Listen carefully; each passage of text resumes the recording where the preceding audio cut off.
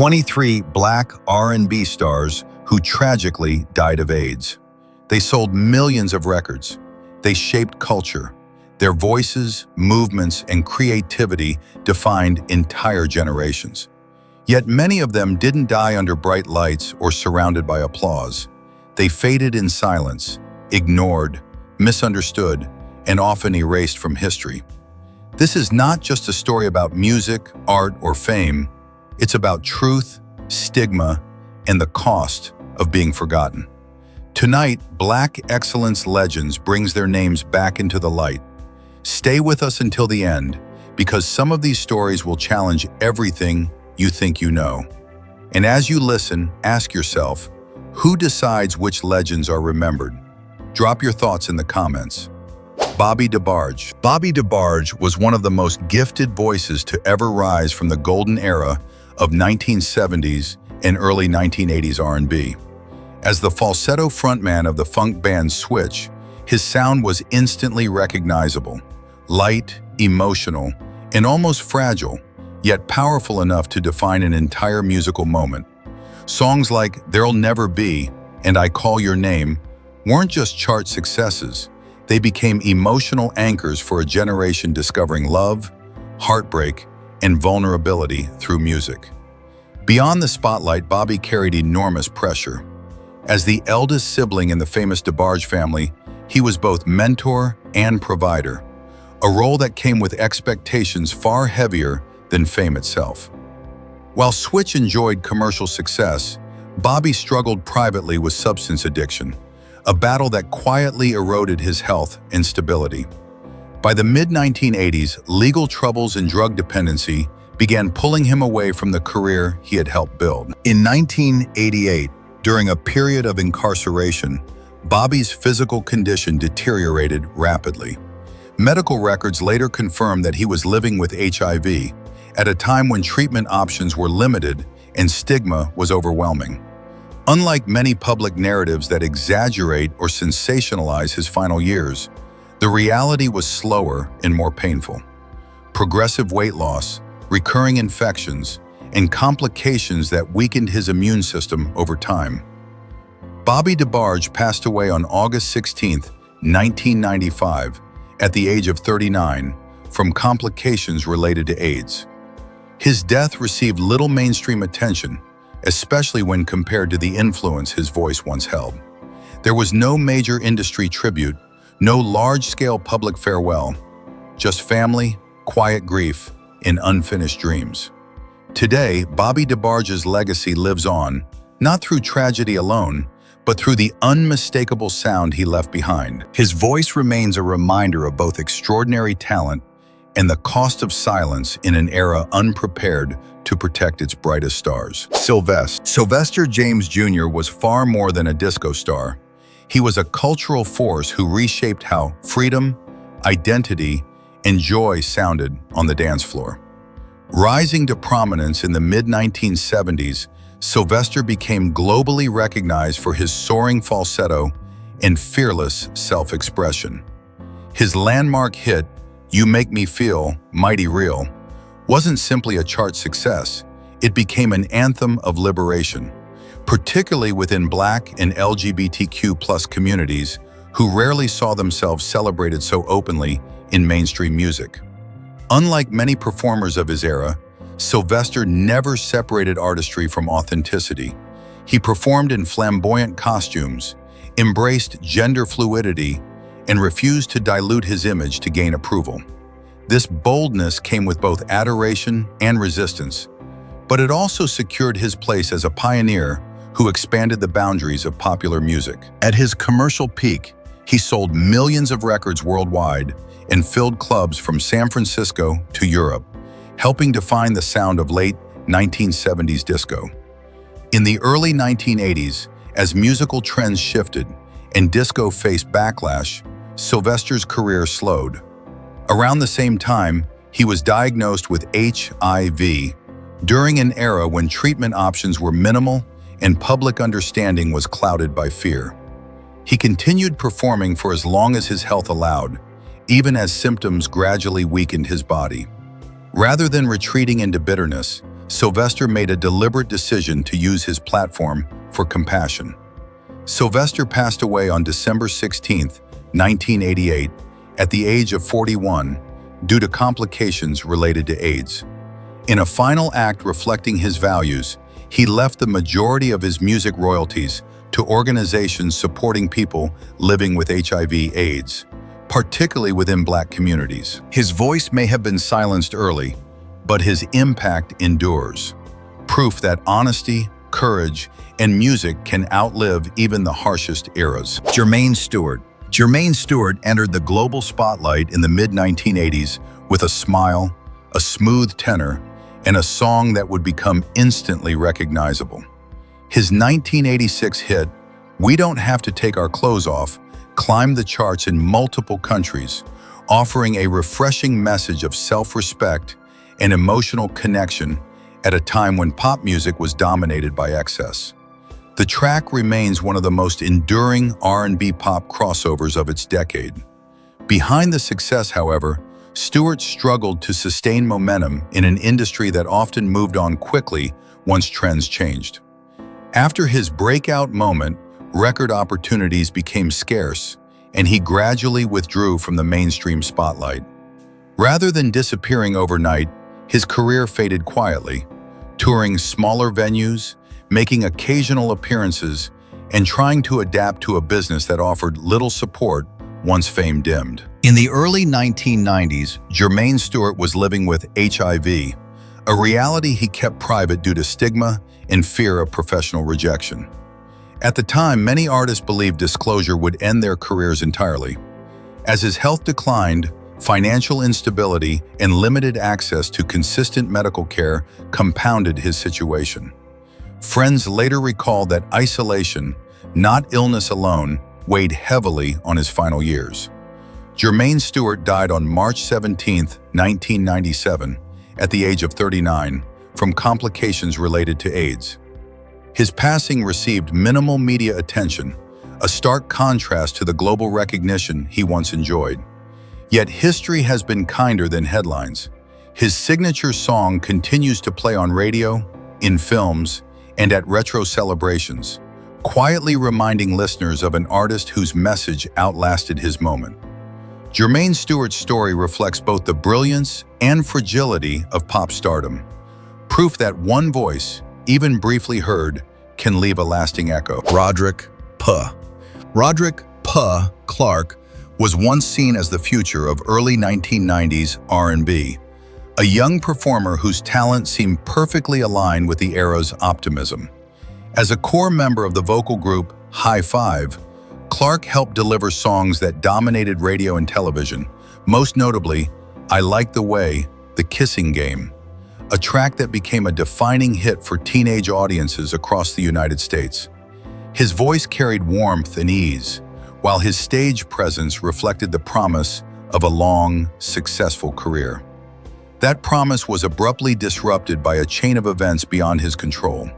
In the early 1990s, following a serious car accident that required emergency medical treatment, Clark received a contaminated blood transfusion, through which he contracted HIV. At the time, blood screening protocols were still evolving, and cases like his exposed deep, systemic failures rather than personal recklessness. For years, the virus remained largely dormant, allowing him to continue recording and performing while believing he had survived the worst.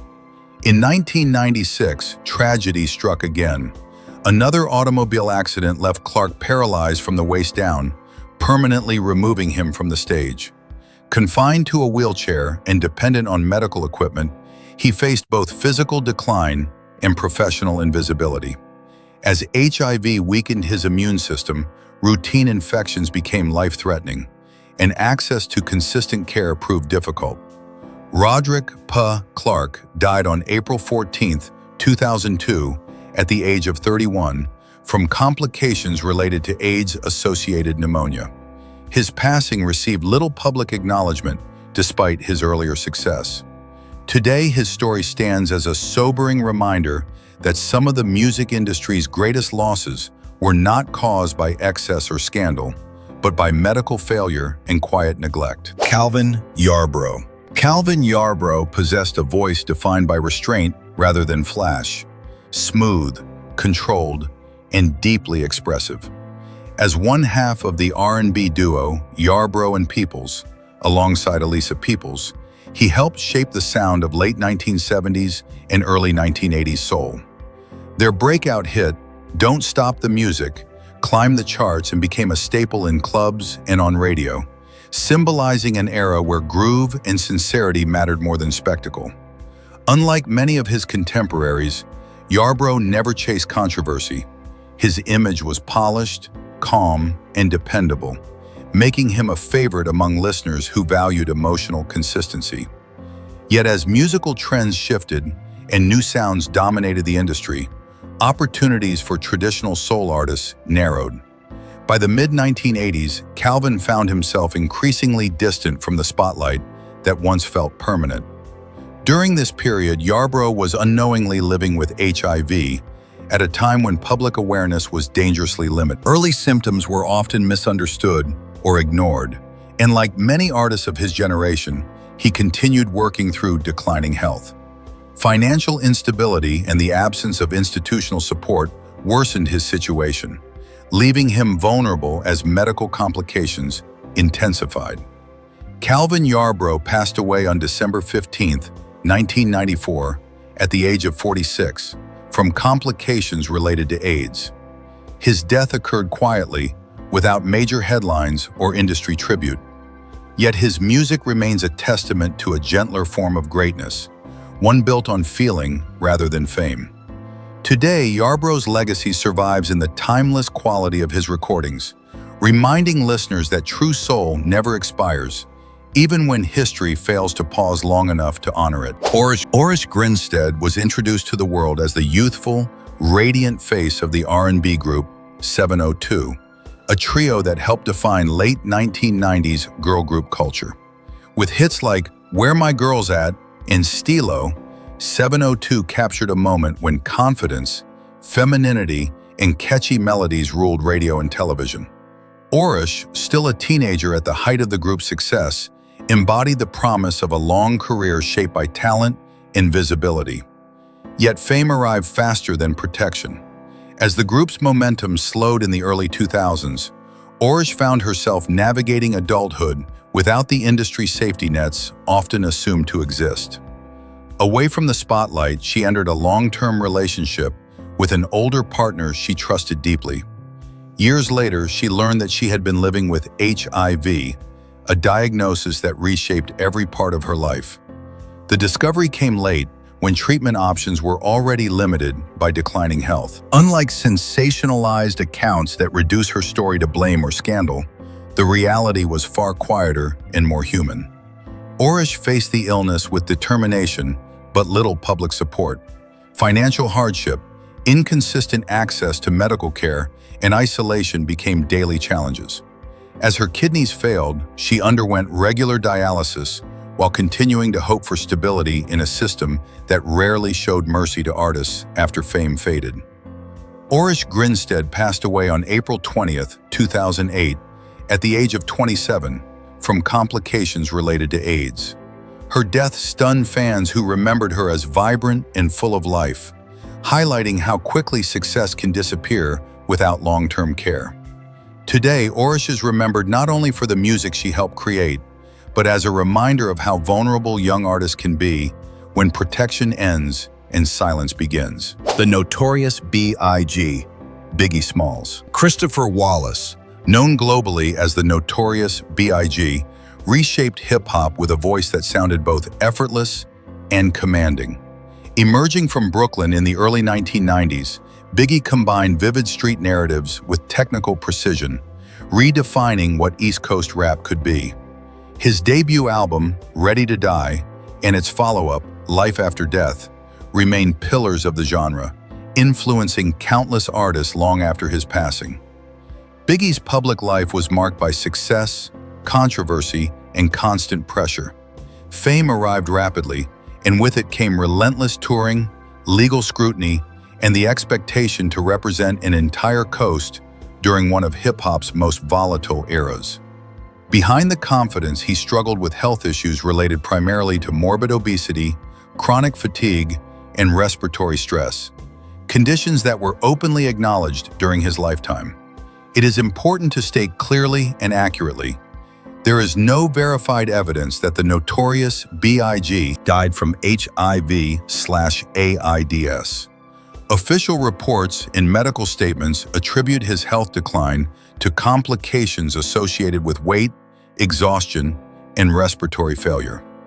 Claims suggesting otherwise are speculative and not supported by credible records. Biggie Smalls died on March 9, 1997, at the age of 24 after being fatally shot in Los Angeles. His death was not the result of illness, but of violence that abruptly ended one of hip-hop's most powerful voices. Despite his short life, his influence remains unmatched. Biggie's story is not one of disease, but of brilliance cut short. Proof that legacy is measured not by years lived, but by impact left behind. Bernard Edwards.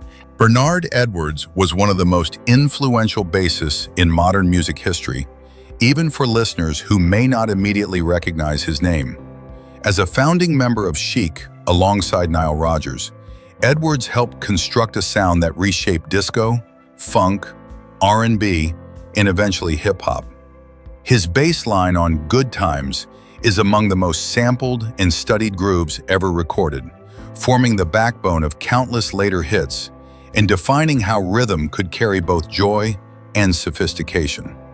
During the late 1970s, Chic dominated global charts, blending elegance with dance floor power. Bernard's playing style was precise yet expressive, proving that bass could be both structural and melodic.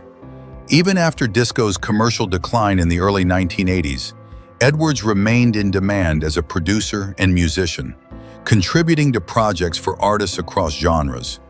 His influence quietly expanded while public attention shifted elsewhere. By the mid-1990s, Bernard's health had begun to decline. He was living with HIV, a fact not widely discussed during his lifetime due to the persistent stigma surrounding the disease. Despite increasing fatigue and physical strain, he continued touring and recording, determined not to let illness define his final chapter. In April 1996, Chic reunited for a concert tour in Japan. Edwards performed the show in Tokyo without complaint, delivering his bass lines with the same discipline that had defined his career. On April 18, 1996, Bernard Edwards passed away at the age of 43, shortly after the performance. His death was attributed to complications related to pneumonia associated with AIDS. The news came quietly, without widespread headlines, yet his musical legacy remains enormous. Bernard Edwards proved that true innovation doesn't fade with trends. It embeds itself permanently in the DNA of music. Wayne Cooper. Wayne Cooper was a commanding voice during the peak of American funk, best known as a key vocalist for the group Cameo in its early years. Before the band became synonymous with flashy synths and futuristic imagery, Cooper's powerful delivery helped ground their sound in raw funk energy.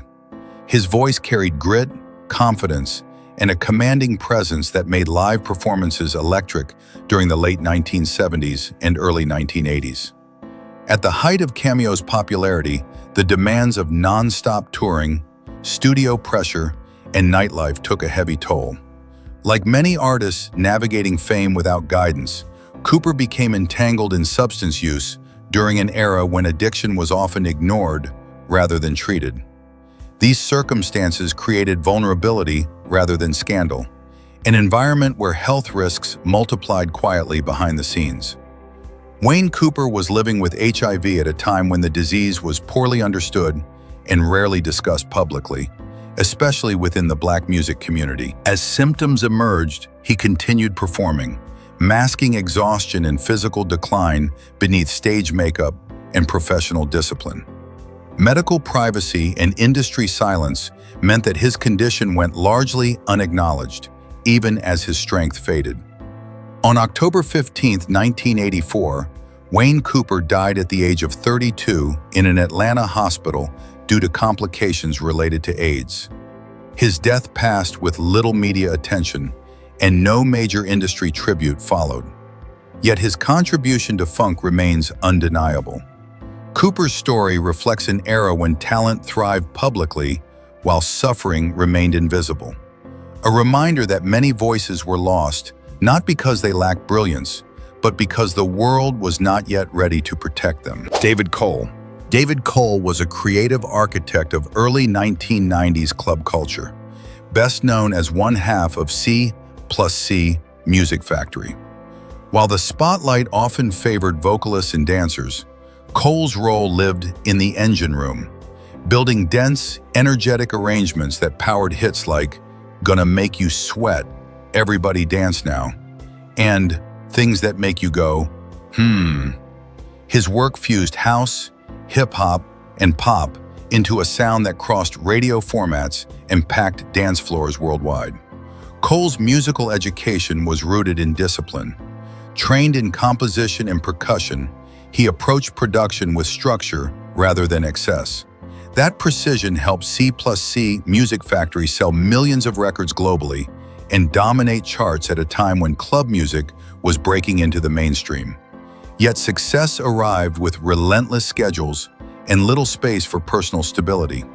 As trends evolved quickly, the pressure to keep delivering anthems intensified. Privately, Cole was living with HIV during an era when disclosure often meant professional isolation. He continued working while managing declining health, choosing privacy over public explanation. By the mid-1990s, complications related to the illness increasingly limited his ability to produce and tour. Unlike sensationalized accounts, there is no credible evidence of scandal or reckless behavior defining his final years. Only a quiet struggle handled largely away from cameras. David Cole died on January 24, 1995, at the age of 32, from complications related to AIDS. His passing shocked collaborators who had not realized the severity of his condition. Today, Cole's legacy is embedded in the sound of modern dance music, the drops, builds, and rhythmic urgency that define contemporary club hits, trace back to foundations he helped lay, proof that innovation can be loud even when the innovator lives softly. Eric Eazy-E Wright was a disruptive force who changed hip-hop's direction by refusing to soften reality. As a founding member of NWA, he helped bring West Coast street narratives to national attention, reshaping how rap addressed power, policing, and identity. His presence wasn't built on technical complexity, but on conviction, an unmistakable voice that made raw stories impossible to ignore. Eazy-E also played a critical business role. Through Ruthless Records, he helped launch careers that would later dominate the industry, including Dr. Dre and Ice Cube. The label's success demonstrated that independent Black-owned operations could compete with major corporations, altering hip-hop's economic landscape. Fame arrived quickly, and with it came legal disputes, public feuds, and constant scrutiny. In early 1995, Eazy-E was hospitalized with severe respiratory symptoms. Initially diagnosed with pneumonia, further testing revealed HIV. On February 24, 1995, he made the decision to publicly disclose his diagnosis. A rare and courageous act in hip-hop at the time, when stigma was widespread and misinformation rampant. His announcement reframed the conversation, turning personal crisis into a public warning about health, responsibility, and reality beyond image. Eazy-E died on March 26, 1995, at the age of 31, from AIDS-related pneumonia. His death was swift, shocking, and widely covered, leaving unfinished projects and unresolved conflicts. Yet his impact endured. Beyond music, his final message emphasized awareness over denial, an ending that transformed a controversial figure into a cautionary voice whose honesty resonated long after the mic went silent. Willie Beaver Hale. Willie Beaver Hale was never a headline name, yet his musicianship quietly shaped the emotional backbone of soul and R&B recordings during the late 1970s and early 1980s. Known primarily as a guitarist and session player, Hale worked behind the scenes, contributing textured riffs and understated melodies that elevated studio productions without demanding attention. His playing favored feel over flash, grounding songs in warmth and restraint rather than spectacle. As the music industry shifted toward faster production cycles and heavier touring demands, Hale found himself caught in a lifestyle that offered little stability. Like many musicians navigating nightlife-heavy environments, exposure to substance use became part of his reality. This period coincided with a time when HIV transmission risks were poorly understood, and harm reduction education was largely absent from the communities where artists lived and worked. By the mid-1980s, Hale's health began to decline. Friends later recalled that he continued to accept gigs and play small venues even as his strength faded, driven by devotion to music rather than career ambition. There were no major contracts, no comeback campaigns, only persistence and a desire to stay connected to the instrument that defined his life. His illness progressed quietly, away from press coverage and public discussion. Willie "Beaver" Hale died on August 27, 1987, at the age of 38 from complications related to AIDS. His passing received little recognition, reflecting how easily background contributors were forgotten once they could no longer perform. Yet Hale's story matters precisely because it represents the countless musicians whose labor shaped classic recordings without securing protection or legacy. Today, Willie Hale is remembered not for chart positions, but for dedication. His life underscores an uncomfortable truth. Many of the sounds people cherish were created by artists who never received the care, security, or acknowledgement their work deserved. Kenny Green. Kenny Green was a songwriter and vocalist whose emotional sensitivity helped define early 1990s R&B. As the lead singer of the group Intro, Green delivered a vocal style that felt intimate and sincere, resonating with listeners drawn to vulnerability rather than bravado. Intro's harmonies and smooth arrangements placed them firmly within the romantic lineage of classic soul, while Green's voice carried an unmistakable ache that made their songs linger. Beyond performing, Green earned respect as a songwriter, contributing material to artists such as Mary J. Blige, whose work bridged raw honesty with commercial success. Writing for others allowed Green to explore emotional depths that mirrored his own experiences, turning personal reflection into shared connection. During this period, his influence extended further than his public profile suggested. Privately, Green was living with HIV, a reality he kept largely undisclosed. In the early 1990s, fear and misinformation still shaped public perception, and many artists believed openness would cost them work and dignity. As his health declined, Green faced increasing limitations, both physically and creatively. Friends later noted that losing the ability to write and perform was as painful as the illness itself. Kenny Green died on October 1, 2001, at the age of 38 from complications related to AIDS. His death passed without major headlines, despite the emotional imprint he left on contemporary R&B. Yet his work endures through the songs that continue to comfort listeners years later. Kenny Green's legacy lies in emotional truth. He proved that softness could be strength, and that music rooted in honesty can outlast the silence that too often surrounds those who create it. Ronnie Dyson. Ronnie Dyson was a vocalist whose career bridged theater, soul, and mainstream R&B with rare emotional range. He first gained recognition as a teenager on Broadway, originating the role of the young boy in the musical Hair and recording the iconic song Aquarius, Let the Sun Shine In. That early exposure revealed a voice capable of vulnerability and power, setting the foundation for a career that would later flourish in recorded music.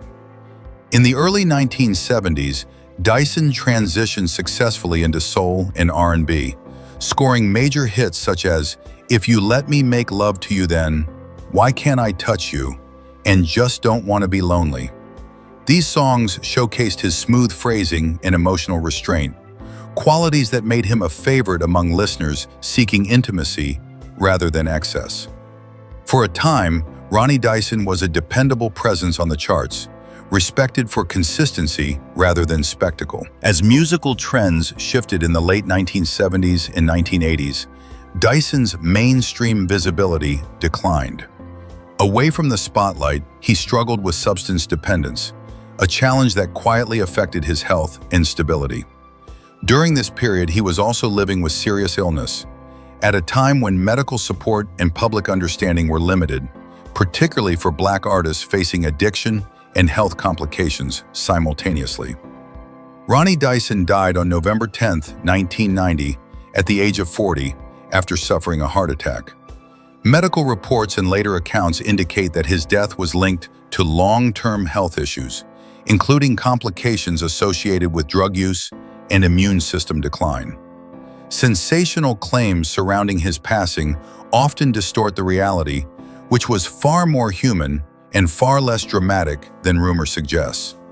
Dyson's legacy remains rooted in feeling. His recordings continue to resonate because they captured longing without pretense, proving that a gentle voice can leave a lasting imprint even after the spotlight fades. Fela Kuti. Fela Anikulapo Kuti was not merely a musician, he was a movement.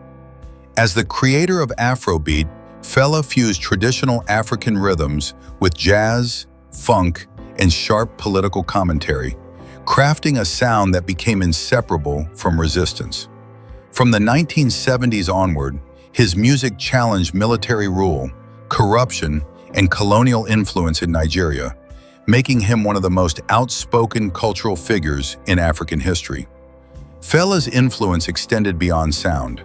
His performances were confrontational, theatrical, and unapologetically political. Albums such as Zombie and Expensive Shit directly criticized government authority, resulting in repeated arrests, beatings, and raids on his compound, the Calcutta Republic.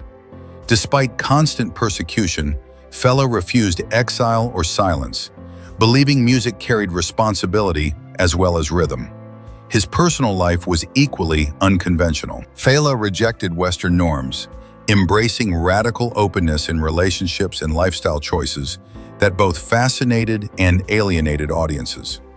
While these choices fueled myths and controversy, they also reflected his broader rejection of imposed morality. What is often overlooked is that such openness occurred during a period when HIV/AIDS awareness in Africa was extremely limited, and prevention education was scarce. Fela Kuti died on August 2, 1997, at the age of 58. His family later confirmed that his death was caused by complications related to AIDS. Rather than hiding the truth, they used the moment to spark dialogue about stigma, health education, and accountability, issues Fela had confronted his entire life through music. Today, Fela's legacy remains monumental.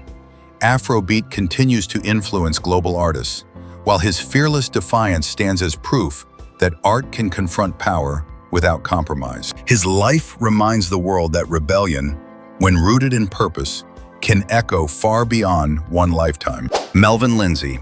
Melvin Lindsay was a quiet revolutionary whose influence reached millions, even though his face was rarely seen. As a pioneering radio host, Lindsay is best remembered for creating and popularizing the Quiet Storm format, a late-night blend of smooth R&B, soul, and intimate conversation that transformed how people experience music after dark.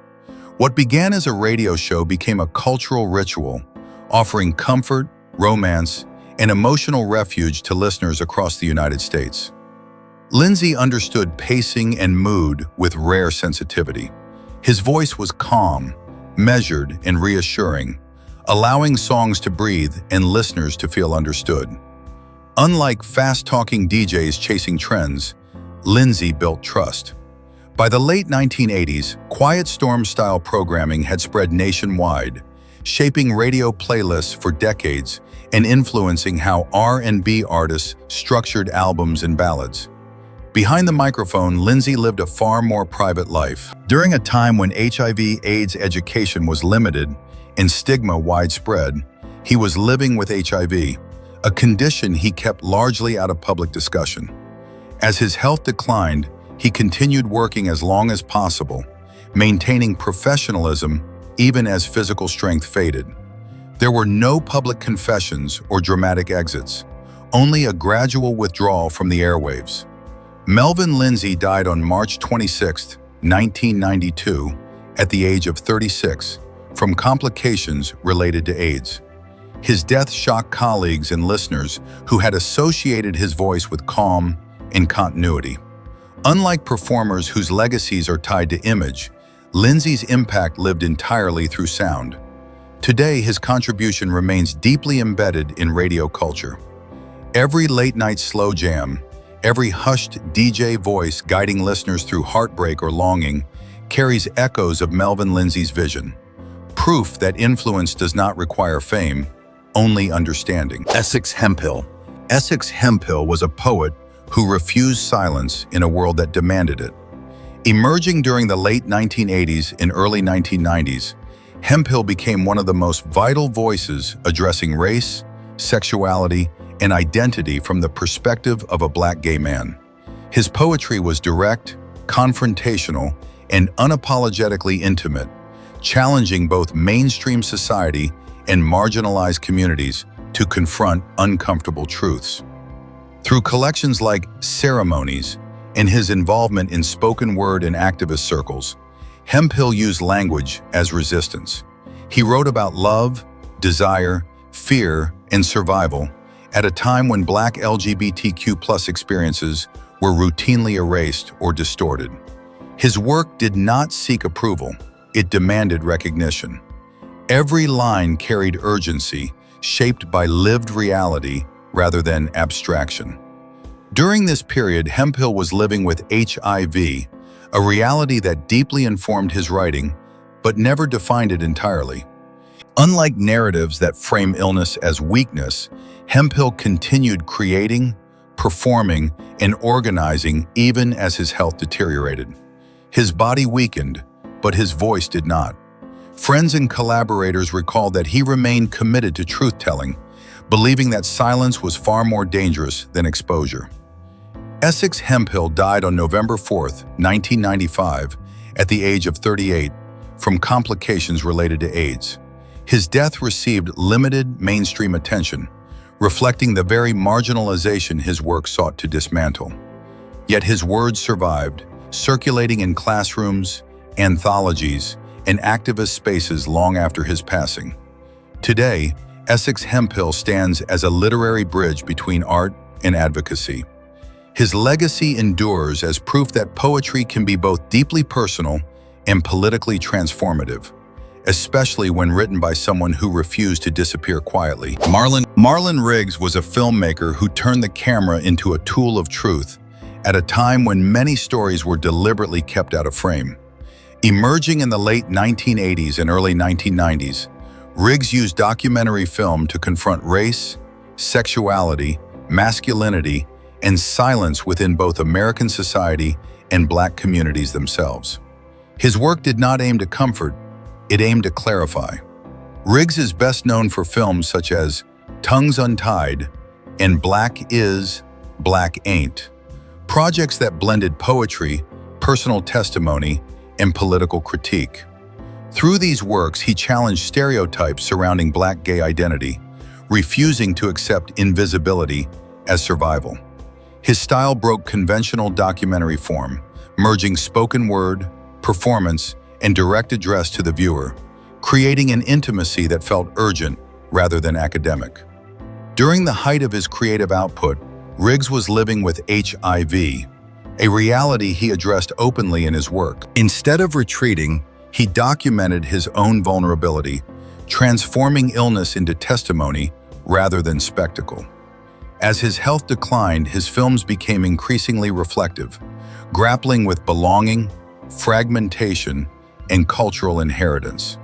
Black Is, Black Ain't, completed shortly before his death, stands as both an artistic statement and a personal farewell. Marlon Riggs died on April 5, 1994, at the age of 37, from complications related to AIDS. His death was mourned deeply within artistic and academic circles, though mainstream recognition lagged behind his influence. Today, Riggs is regarded as a foundational voice in documentary cinema, particularly for creators exploring identity outside dominant narratives. His legacy endures in every filmmaker who chooses honesty over comfort and truth over approval. Willie Smith. Willie Smith was a fashion designer who stitched cultural identity directly into fabric. Rising during the late 1970s and early 1980s, Smith became one of the first Black designers to achieve international recognition while remaining accessible to everyday people. Through his label, Willie Wear, he rejected exclusivity, believing style should belong to communities, not just runways. Smith's designs blended street sensibility with global influence, drawing inspiration from African textiles, Asian silhouettes, and urban American life. His clothing was worn by artists, dancers, and working people alike, reflecting movement, freedom, and self-definition. At a time when high fashion often excluded Black creators, Smith built a brand that spoke directly to lived experience rather than trend cycles. Unlike many designers driven by spectacle, Smith focused on functionality and expression. His garments were made to move, to be lived in, not merely displayed. By the mid-1980s, Willie Wear was sold worldwide, and Smith was celebrated as a visionary, reshaping American fashion from the inside out. Privately, Smith was living with HIV during an era when public understanding was minimal and fear widespread. He continued working as long as his health allowed, maintaining creative output even as complications emerged. There was no dramatic announcement, only a gradual retreat from visibility as illness progressed. Willie Smith died on April 17, 1987, at the age of 39, from complications related to AIDS. His death cut short a career that had already changed fashion's direction. Today, his influence is widely acknowledged by designers who value inclusivity, cultural exchange, and authenticity. Willie Smith proved that fashion could be democratic, and that legacy can outlast visibility. Alvin Ailey. Alvin Ailey transformed modern dance into a living archive of Black history, emotion, and resilience. Born in rural Texas and shaped by the rhythms of church, blues, and Southern memory, Ailey carried those influences onto the world's most prestigious stages. In 1958, he founded the Alvin Ailey American Dance Theater, a company that would redefine who belonged in modern dance and whose stories deserved to be seen. Ailey's choreography was never abstract for abstraction's sake. Works like Revelations drew directly from spirituals, gospel music, and lived Black experience, blending technical precision with raw feeling. The piece became one of the most performed modern dance works in history, celebrated for its emotional clarity and universal reach. Through movement, Ailey spoke about faith, suffering, joy, and survival without a single spoken word. Beyond choreography, Ailey was a builder. He mentored generations of dancers, many from marginalized backgrounds, offering not just training, but belonging. His company toured globally, becoming a cultural ambassador during the Cold War era, and presenting Black American art as disciplined, profound, and unmistakably human. In the late 1980s, Ailey's health declined. He was living with HIV during a period when fear and stigma often dictated silence. At the request of his family, the official cause of death was initially described as a blood disorder, reflecting the era's deep discomfort with the truth. Alvin Ailey died on December 1, 1989, at the age of 58, from complications related to AIDS. Today, his legacy remains unmatched. Alvin Ailey did more than choreograph dances. He preserved memory, dignity, and cultural truth through motion, ensuring that Black stories would continue to move the world long after his final bow. Willie Ninja. Willie Ninja was a revolutionary who turned movement into identity and style into power. Known as the godfather of Vogue, Ninja was a central architect of ballroom culture, shaping a global phenomenon long before mainstream fashion and pop culture recognized its origins. Through sharp lines, fluid transitions, and dramatic presence, he transformed voguing into both art and armor. Emerging from New York City's underground ballroom scene in the 1980s, Ninja became a symbol of excellence within Black and Latino LGBTQ+ communities. His performances weren't just dance, they were declarations of self-worth in spaces that routinely denied visibility. As a leader of the legendary House of Ninja, he mentored younger performers, emphasizing discipline, creativity, and self-respect. Unlike fleeting trends, Ninja's influence crossed boundaries. He worked with major fashion houses, appeared in documentaries like Paris is Burning, and collaborated with designers and artists who recognized his originality. Yet despite growing recognition, mainstream success rarely translated into long-term security, reflecting a broader pattern of exploitation without protection. In his later years, Ninja was living with HIV, a condition he faced privately while continuing to inspire others. As his health deteriorated, he gradually withdrew from public performance. Willie Ninja died on September 2, 2006, at the age of 45, from complications related to AIDS. Today, his legacy is everywhere, on runways, in music videos, and across global dance culture. Willie Ninja proved that marginalized communities don't wait for permission to create impact. They invent language, movement, and beauty on their own terms, and the world eventually follows. Keith Barrow. Keith Barrow was a gifted soul and disco vocalist whose promise unfolded during a brief but memorable moment in late 1970s R&B. Born into a family deeply rooted in civil rights activism, his mother was the renowned leader, Reverend Willie Barrow. Keith grew up surrounded by purpose, music, and social awareness. That foundation shaped a voice that sounded tender yet confident, capable of carrying both romance and reflection. Barrow first gained attention with his debut album, Physical Attraction, followed by records that blended smooth soul with dance floor elegance.